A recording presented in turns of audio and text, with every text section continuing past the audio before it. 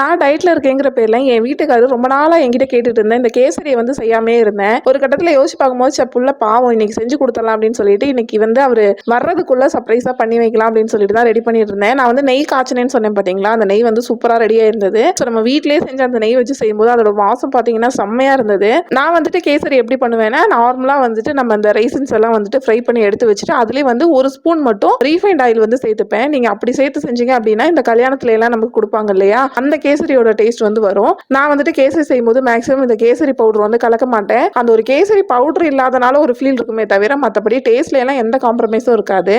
ஏற்கனவே அது food கலர்னால cancer வருது அது இதுன்னு ஏற்கனவே நெறைய பிரச்சனை வந்து சொல்லிட்டு இருக்காங்க. இத நம்ம தெரிஞ்சே வந்து அத வேற ஏன் சாப்பிடணும் அப்படின்னு சொல்லிட்டு, இது மாரி ஃபுட் கலர் வர்றது எதுவுமே சேர்க்கறது இல்ல. ஸோ நார்மலான ஒரு கலர்ல இது பண்ணிக்கலான்னு, இதுக்கு பதிலா குங்குமப்பூ கலர் கூட ஆட் பண்ணலாம். பட் அந்த காஸ்ட்லியான ஐட்டம்லாம் நம்ம கிச்சன்ல இருக்காது.